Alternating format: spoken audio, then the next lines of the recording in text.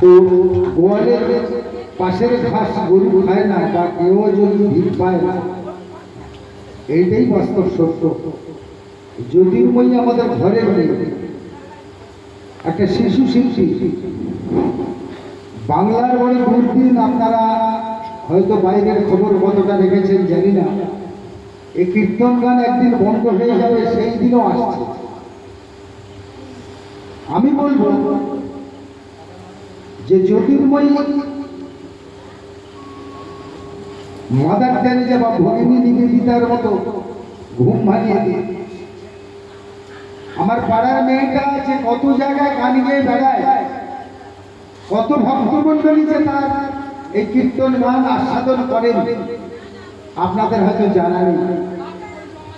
কয়েকটা পরিবার এখানে এসে গেলে এখানে জায়গা হতো না, কিন্তু দুঃখটা দেখুন, এখানে একটা গাজন হোক, যাত্রা হোক, সেখানে লোকের জায়গা দেওয়া যায় না। আর আমার ঘরে শিশু মেয়েটা বাংলার সনাতনী প্রচার করছে, সেখানে ভক্ত নেই, এইটাই বড় কষ্ট।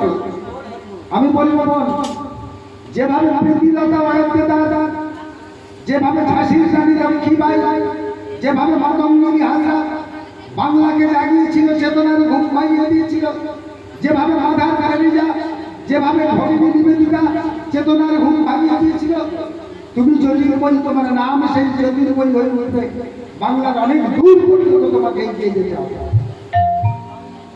সেজন্য বলবো, বাংলার যে সনাতন ধর্ম যে তুমি জানাচ্ছ, ভগবান রাধা মাধবের কাছে প্রার্থনা করি, তুমি অনেক দূর পর্যন্ত এগিয়ে যাও, ধর্মকে জাগাও।